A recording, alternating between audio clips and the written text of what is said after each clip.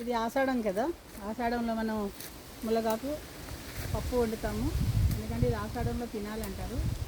అందుకని ఇప్పుడు ఆషాఢం అని వచ్చి నా ఫామ్కి వచ్చి ఆకు తీసుకెళ్తున్నాం. మీరు కూడా తినండి, ఇది చాలా హెల్త్కి చాలా బెనిఫిట్ అనమాట. 360 రోగాలు తీరుస్తుందట మనకి. ఇట్లాంటివి తినాలి మేడం, అప్పుడప్పుడు వండి పెట్టాలి ఇంట్లో వాళ్ళకి. ఎప్పుడు చికెన్లు, మటన్లు, పిజ్జాలు, బర్గర్లు కాదు, ఇలాంటివి కూడా తింటే పిల్లలకి తెలుస్తుంది. ఏం చేసినామని తినలేదనుకోండి, చపాతీల్లో చేసేయండి, చపాతీల్లో వేసి పిండి కలిపేసి పెట్టేసేయండి. ఇప్పుడు పిల్లలు తింటలేదు, చాలా నకరాలు చేస్తున్నారు కదా. అలాంటప్పుడు మనం ఇలా తినిపించాలి పిల్లలకి.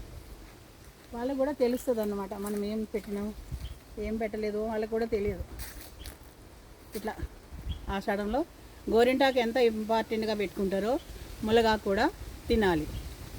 ఓకేనా? ఈ వీడియో నచ్చితే లైక్ చేయండి, షేర్ చేయండి, సబ్స్క్రైబ్ మాత్రం మర్చిపోకండి.